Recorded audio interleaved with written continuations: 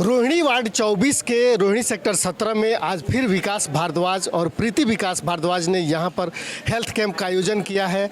यहां पर कई सारे जांच हो रहे हैं, साथ ही नेत्र जांच भी हो रहा है। लगातार पिछले 1 साल से ज़्यादा समय हो गया जब से लगातार लोगों के बीच में है, उनकी सेवा में जुटे हुए हैं, वो चाहे कोरोना का काल रहा हो या उसके बाद जो है स्वास्थ्य कैंपों को लेकर के।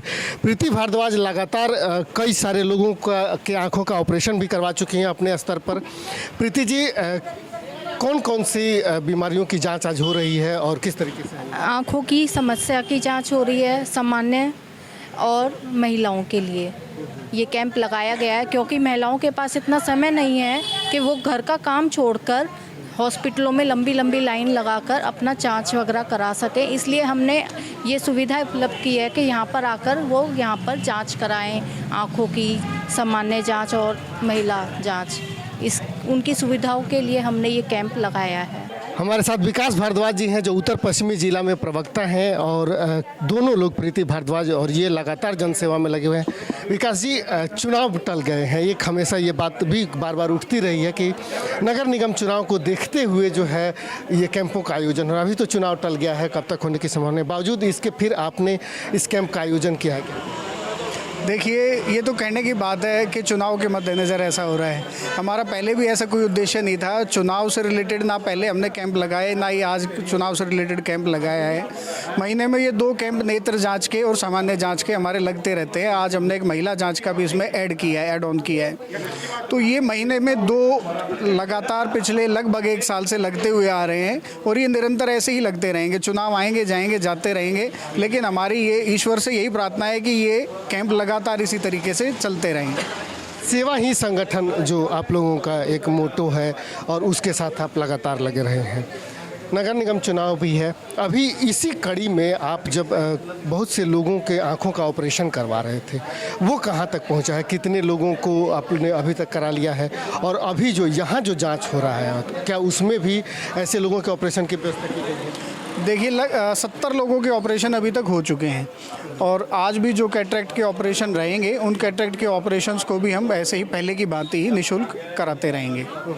चुनाव का कोई वो नहीं है, मोटो ही नहीं है चुनाव का। तो ये सेवा परमो धर्म के और एक अंत्योदय के उद्देश्य से, सेवा परमो धर्म और अंत्योदय, इन 2 उद्देश्यों के निमित्त ही मैं ये सारे काम कर रहा हूँ। तो चुनाव कोई मोटिव नहीं है, टारगेट भी नहीं है चुनाव। इस बार जगह बदला है आपने, पिछली बार अपने सेक्टर 16 में लगाए थे, दूसरी जगहों पे फिर अमर ज्योति कॉलोनी में लगाए थे, आज आपने यहाँ पे लगाए।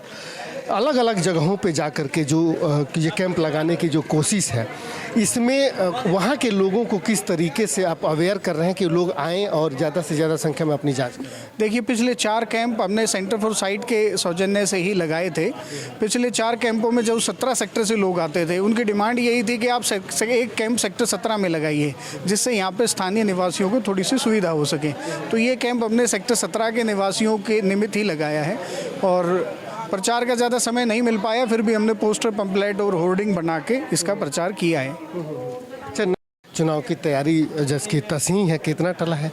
आप लोग कितने तैयार हैं? और एक पार्टी के कार्यकर्ता होने के नाते काफ़ी लंबे समय से आप लोग पार्टी के हक में प्रचार भी कर रहे थे और अचानक से चुनाव, जब ऐसे समय में जब हम ये उम्मीद कर रहे थे कि अब चुनाव के डेटों की घोषणा होगी, ऐसे में डेट टल गया। आप लोग अब जो है अपने अभी तक का जो मेहनत है उसको किस तरीके से और बेहतर करने वाले हैं? और क्या आप लोगों को लगता है कि नहीं यार, चुनाव हो गया होता तो ज़्यादा अच्छा? देखिए, चुनाव का तो 5 राज्यों में से 4 राज्य में प्रचंड बहुमत से भाजपा आ रही है। उत्तर प्रदेश में मेरे को लगता है कि पिछले आंकड़े को भी योगी बाबा क्रॉस कर देंगे और बाकी 3 राज्यों में प्रचंड बहुमत से आ रही है। पंजाब में पहले भी हमारी सरकार नहीं थी और अभी भी हमारे को कोई खास ऐसी उम्मीद नहीं थी। प्रयास जारी है और ईश्वर ने चाहा तो 5वें राज्य में भी अगली बारी पंजाब में भी सरकार बनाएंगे। और रही बात निगम चुनाव की, तो निगम चुनाव में भी हमारी तैयारियां लगभग पूरी हैं और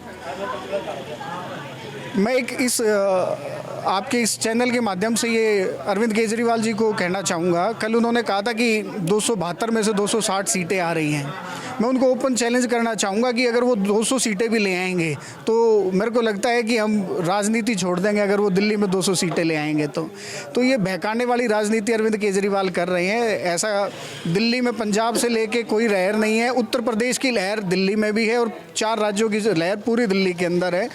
और सारी जनता को पता है कैसे अरविंद केजरीवाल ने निगम को पैसा ना देकर भाजपा को परेशान किया, ना वो भाजपा को, वो एक आम व्यक्ति को परेशान किया, क्योंकि भाजपा काम नहीं कर पाई, निगम काम नहीं कर पाया।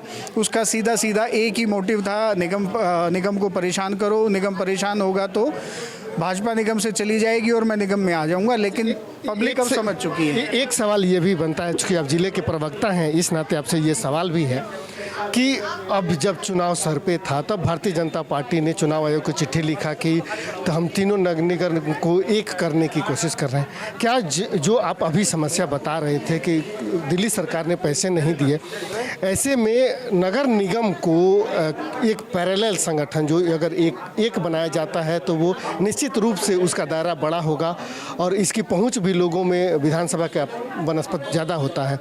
तो क्या एक बराबर तरीके से विकास भारद्वाज को ये भी कहा जा रहा था कि जैसे चुनाव आया उसके साथ ही जो है ये जन सेवा के लिए ये लगे, भारतीय जनता पार्टी के कार्यकर्ता लगातार इस पर क्या करें? देखिए, भारतीय जनता पार्टी के कार्यकर निरंतर कार्य करते आ रहे हैं। उसी का कारण है कि आज इतनी बड़ी खुशी की खबर हमें मिली है कि 4 राज्यों में हम बहुमत से जीते हैं और इसी तरह हम दिल्ली में निरंतर कार्य करता है। विकास भारद्वाज जी, उनके साथ लेडीज़, उनकी वाइफ और बहुत सारे ऐसे कार्यकर्ता जो निरंतर कार्य करते आ रहे हैं। उन्हीं में से एक विकास भारद्वाज जी है जो अपनी नीतियों और अपने कार्यों से लोगों का हमेशा भला करते आए हैं और निगम को कामयाब बनाने में हमेशा अपना योगदान देते रहे हैं। नमस्ते आंटी, आज जो है वास्तव में इस क्षेत्र में जो है उसको आगे बढ़ाने का काम किया जो भारतीय जनता पार्टी के लिए। आप कैसे देखते हैं इस कैंप को? भाई साहब, निरंतर मैं तो लगभग देख रहा हूँ इनको 2-3 वर्षों से कि सामाजिक कार्य में रुचि लेते हैं हमारे विकास जी। सेक्टर 16 में मैंने 2 कैंप देख चुका हूँ इनके और आगे भी यहाँ पर लोग जुड़ रहे हैं। पार्टी एक अलग चीज़ है लेकिन सामाजिक कार्य करते रहना वो दूसरी चीज़ है। भाभी और भाई दोनों को देख रहा हूँ, दोनों अपने सामाजिक कार्यों में लगे रहते हैं। ऐसे ही कार्य करते रहे, भगवान इनको शक्ति दे और आगे लोगों को ये कुछ ना कुछ कार्य करते रहे। 5 साल से मैं भैया के संपर्क में हूँ, तब से मैं यही देख रही हूँ कि कोई शायद ही कोई ऐसा दिन जाता होगा जब ये किसी सोशल वर्क के अंदर या किसी सोशल एक्टिविटी में पार्टिसिपेट ना करते हो। तो मेरे हिसाब से तो बहुत अच्छे कैंडिडेट हैं। इनकी वाइफ निरंतर ही कैंप के दौरान लोगों की सेवा करना या फिर और किसी तरीके से सोशल वर्क करना, हेल्प करना, वो हर चीज़ के लिए हमेशा तत्पर रहते हैं। प्रकार अभी महिला सीट होने के बाद हमारे वार्ड की महिलाओं में, बहनों में एक जोश आया था। सब लोगों ने निकल करके आगे घरों से निकल करके अपने प्रचार भी करे और सामाजिक कार्य भी करे। और उसके बाद में कल देखते हुए कि चुनाव आगे एमसीडी एक निगम एक होने के कारण चुनाव टल गए हैं, लेकिन उसके बावजूद भारद्वाज जी ने ये नहीं परवाह नहीं करी कि कितना खर्चा होगा, क्या होगा। ये अपनी समाज सेवा में निरंतर आगे चलते जा रहे हैं। यहाँ अपने द्वारा लगाए गए कैंपों के बारे में बता रहे थे, वहीं तीनों नगर निगम को एक करने के बारे में इनका कहना था कि दिल्ली सरकार ने नगर निगम को जिस तरीके से फंड रोक करके नगर निगम को पंगु बनाने का काम किया है, ऐसे में अगर नगर निगम एक हो जाता है और केंद्र सरकार उसको सीधे पैसे देने के लिए शुरू कर देती है, ऐसे में नगर निगम की व्यवस्था को सुदृढ़ किया जा सकता है। साथ ही पूरी दिल्ली की जो व्यवस्था है उसको ठीक किया जा सकता है, उसको अच्छे से चलाया जा सकता है।